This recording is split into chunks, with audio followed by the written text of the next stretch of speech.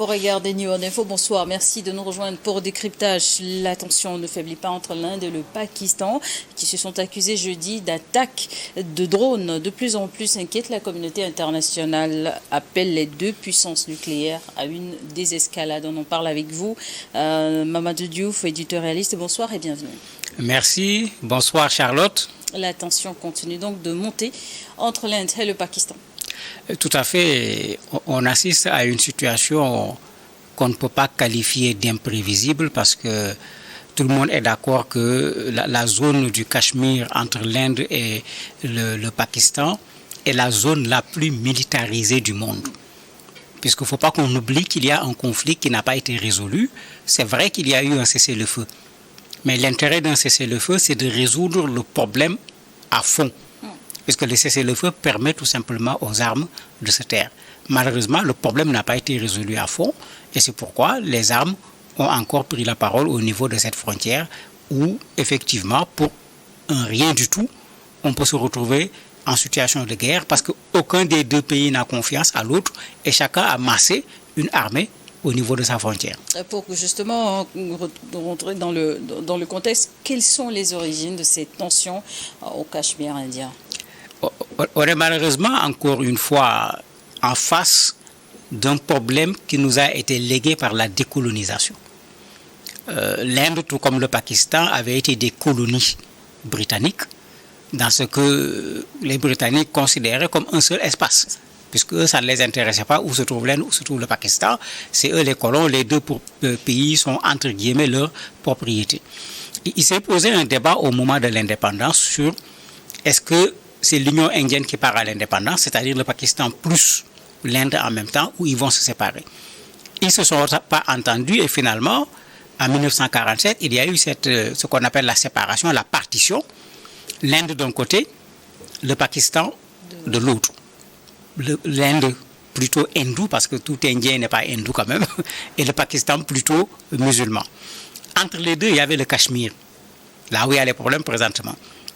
Au niveau du Cachemire, il y a un chef qui était là, qui était un chef hindou, qui s'appelle Hari Singh, qui pendant un temps a voulu même que le Cachemire également prenne son indépendance.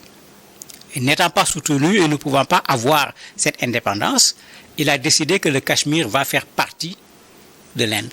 Ce qui crée un problème parce que le Cachemire était habité à plus de 60% par des musulmans. Parce que dans ce conflit, il y a un caractère religieux également qui se cache derrière. Finalement, il est allé du côté de l'Inde en tant que chef, mais certaines des populations ne l'entendaient pas de cette oreille parce que ces populations voulaient plutôt se rattacher au Pakistan. Mais c'est ce problème qui n'est pas terminé jusqu'à aujourd'hui. À cause de ce problème, il y a eu deux guerres en bonne et due forme. Il y a eu une petite guerre, puisque c'est comme ça qu'on l'appelle, parce que ce n'était pas allé très loin. Nous sommes en face d'une petite guerre pour le moment qui, malheureusement, peut devenir un embrasement au niveau de cette zone. Maintenant, ce Cachemire qui est actuellement divisé par deux, il y a une partie indienne, il y a une partie pakistanaise. Le problème, c'est que l'Inde réclame la totalité du Cachemire et le Pakistan également réclame la totalité du Cachemire. Donc le problème de fond, il est là, il n'a pas été résolu. Et ces derniers jours, les affrontements ont fait au moins 50 morts. Depuis mercredi, des deux côtés des frontières, l'Inde tient le Pakistan pour responsable alors que Islamabad nie toute implication. Le problème qui se pose avec les deux Cachemires, vous avez à l'intérieur du Cachemire des mouvements qui s'opposent toujours à l'intégration du Cachemire à l'Inde. Il y avait un compromis qui était là, il y a une semi-autonomie qui avait été donnée à la partie du Cachemire qui est sous la gestion de l'Inde. Mais en 2019, l'Inde a décidé de supprimer cette autonomie pour faire de cette partie du Cachemire un espace qui fait partie de l'Inde tout court. Mais une bonne partie de ces populations ne l'ont pas accepté et ça a donné naissance à un mouvement qui est là, qui se bat.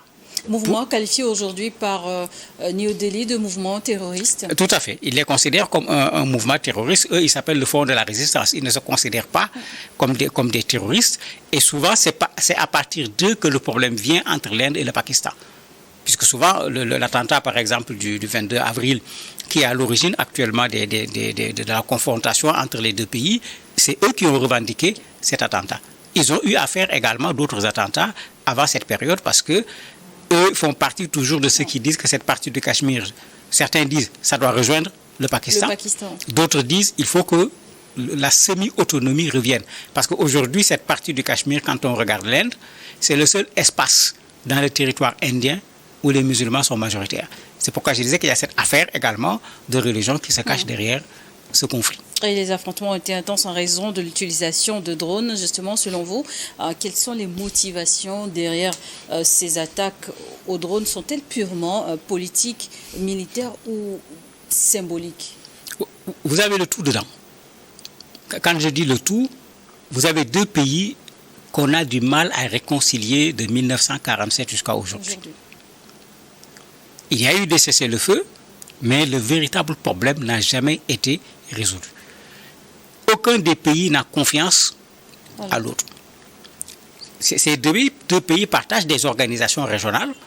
Quand les rencontres se font dans d'autres pays, ils y vont. Quand c'est au Pakistan, l'Inde ne vient pas. Quand c'est en Inde, le Pakistan ne vient pas pour dire que la relation n'est pas véritablement ça.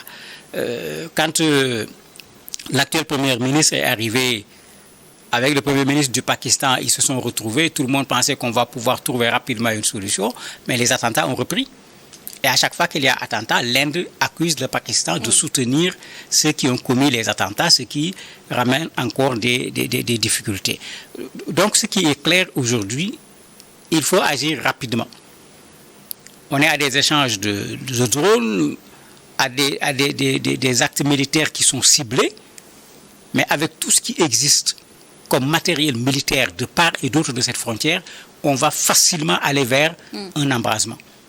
Maintenant, le problème qui? On est dans la zone où se trouve la Chine. La Chine est en concurrence avec l'Inde, même si les deux sont au niveau des BRICS. Il y a une concurrence entre les deux pays. Et en plus, à la frontière indienne-chinoise, on a exactement un conflit similaire. Donc les gens se posent la question, est-ce que la Chine va soutenir le Pakistan pour affaiblir son adversaire, ou bien il va réchauffer sa frontière pour empêcher à l'Inde de pouvoir faire la guerre sur deux frontières en même temps? Trump, on a vu sa réaction. Plutôt le vice-président américain a dit clairement eux ça ne les concerne pas parce qu'à la limite c'est ce qu'il a dit. Trump lui il va se poser des questions parce que Trump est en combat contre la Chine et Trump veut faire de l'Inde un allié alors que le Pakistan également est un allié traditionnel des États-Unis, même dans l'affaire Ben Laden et tout, bien qu'il y a eu des problèmes, le Pakistan était un allié traditionnel des États-Unis. Donc vous avez un espace où, ne parlons pas de l'Union européenne, qui n'a aucune influence dans cette zone. En même temps, les États-Unis se montrent silencieux au moment où l'Iran entre en jeu en tant que médiateur. Mais tout à fait, puisque les États-Unis sont obligés d'être silencieux parce que si les États-Unis prenaient une démarche qui va dans le sens du Pakistan, par exemple, l'Inde que les États-Unis veulent avoir de leur côté comme un partenaire dans leur combat contre la Chine risque d'abandonner les États-Unis. Donc les Américains sont dans une situation où la prise de position ici n'est pas aussi facile que cela. L'Iran fait partie du concert des nations. Il est normal, étant en bonne relation avec la Chine, avec l'Inde, qu'ils essayent de faire des pourparlers pour ramener la paix au niveau de cette frontière.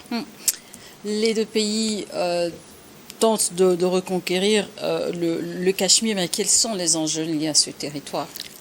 Le premier enjeu est un enjeu touristique. Je ne sais pas si les gens ont déjà eu l'occasion de voir en image cet espace extraordinaire. Parce qu'on est juste au niveau de l'Himalaya pratiquement. Déjà ces montagnes avec la neige, c'est un spectacle, les gens veulent venir voir. Quand vous allez vers le bas, au niveau du pied de l'Himalaya, vous avez une beauté extraordinaire avec des lacs, des prairies, mais c'est terrible. Et ça fait qu'il y a un attrait touristique extraordinaire. Et bien sûr, derrière cet attrait touristique, il y a un avantage économique qui est considérable.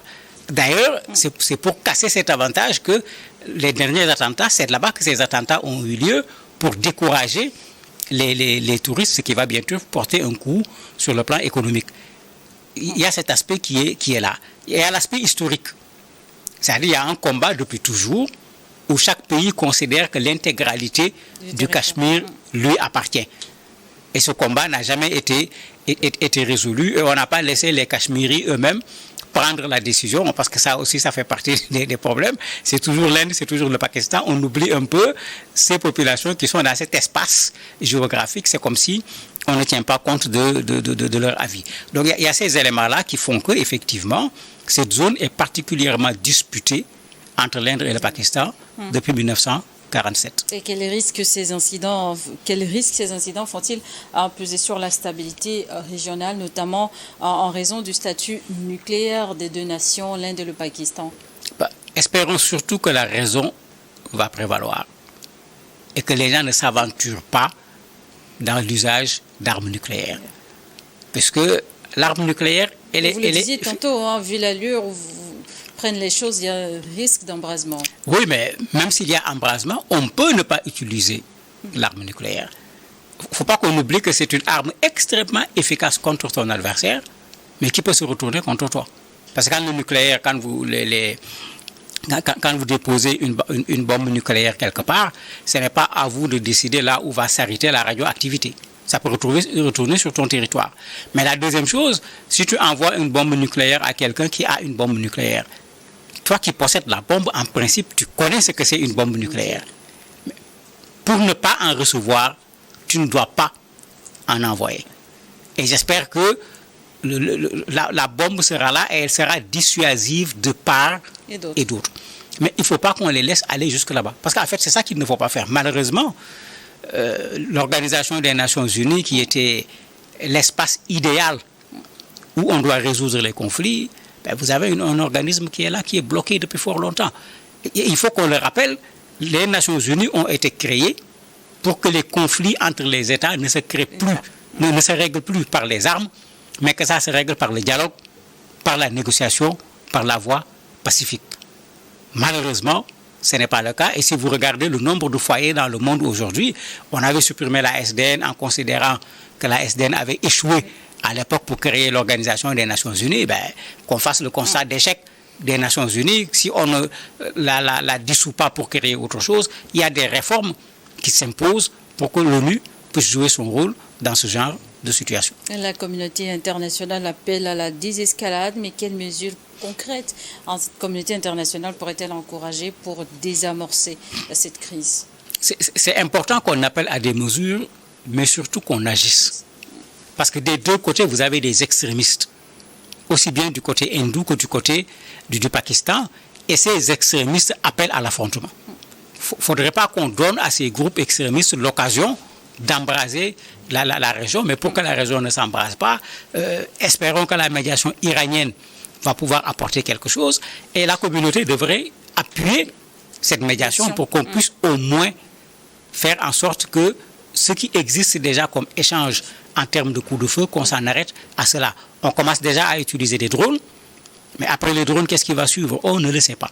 Donc autant agir et agir le plus tôt possible pour pouvoir avoir un cessez-le-feu, et cette fois-ci, de grâce, qu'on aille dans le sens de résoudre le problème, parce que s'il y a un affrontement, ça va être la troisième guerre entre les deux pays. Mais ce qui veut dire que si on ne règle pas le problème, les mêmes situations se répétant, on peut se retrouver avec une quatrième guerre, qu'on aille effectivement dans le sens de résoudre le problème de fond, au lieu juste de se contenter d'un cessez-le-feu pour ce qui est de la médiation. Et selon vous, quelles sont les perspectives d'avenir pour la stabilité dans la région en ce moment critique? Mais c'est la coopération. Moi, je crois qu'il faut qu'on aille vers une autre logique. Nous parlons d'humanité. Où est notre humanité quand nous prenons pratiquement du plaisir à régler tous nos différends par des armes? C'est-à-dire tuer. Où est notre humanité? Mais dans ce contexte, est-ce que vous voyez les deux pays en revenir à un dialogue constructif? Mais bien sûr, accompagnés, ils peuvent revenir à un dialogue constructif, et c'est ce qu'il faut faire. C'est ce qu'il faut faire, parce que il y a une bombe qui est là, elle n'est pas désamorcée, et c'est pourquoi à la frontière, chacun a massé des militaires. Puisque chacun se dit, à tout moment, il peut y avoir une guerre.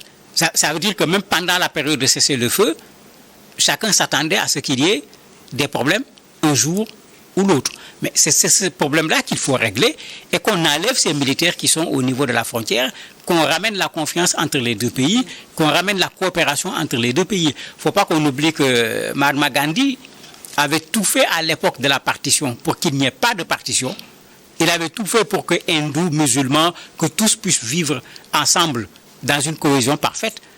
Qu'on n'oublie pas ce monsieur. Et il le faisait dans un combat où il refusait de faire usage de la force. Mais s'il était là aujourd'hui, très certainement, il va recommencer sa grève de la faim, comme il avait l'habitude de le faire pour lutter contre certaines situations. Pensez-vous que la menace nucléaire influence la retenue, l'agressivité des deux pays dans cette crise? Oui, la menace nucléaire participe à atténuer les réponses de part et d'autre. Pour le moment, les réponses sont plutôt retenues, mesurées. Mais le problème, quand on rentre dans un engrenage, on ne sait pas quand est-ce qu'on va faire quoi. On a toujours pensé que personne ne va utiliser l'arme nucléaire, mais attention, quand les États-Unis se sont retrouvés en situation extrêmement compliquée par rapport au Japon, mais pour utiliser l'arme nucléaire, ils n'ont demandé l'avis de personne. On a vu l'utilisation d'armes chimiques ici en Irak, en Syrie, etc. Je crois que c'est cette logique de guerre. C'est de cette logique-là que le monde doit sortir aujourd'hui. Et malheureusement, quand on regarde ce qui se passe de plus en plus, on va vers le sens inverse. Yes. Pendant un temps, on disait non, il faut réduire les armes, il faut dénucléariser, il faut empêcher aux gens de détenir des armes de destruction massive. Mais regardez ce qui se passe aujourd'hui. Il y a un réarmement partout dans le monde, puisque tout le monde semble être dans la logique de il va y avoir des confrontations, qu'on se prépare à des confrontations en ayant le matériel militaire qu'il faut. Je crois qu'il faut inverser cette tendance-là, qu'on revienne dans un monde où nous pouvons être différents, nous pouvons appartenir à des pays différents, nous pouvons avoir des différends, mais on a mis en place un ensemble de mécanismes à l'échelle internationale qui peut être en mesure de résoudre les conflits si, bien sûr, on ne fait pas du deux poids, deux mesures. Merci, Mamadou Diouf, d'avoir répondu à nos questions. Merci à vous également de nous avoir suivis dans Décryptage du Jour.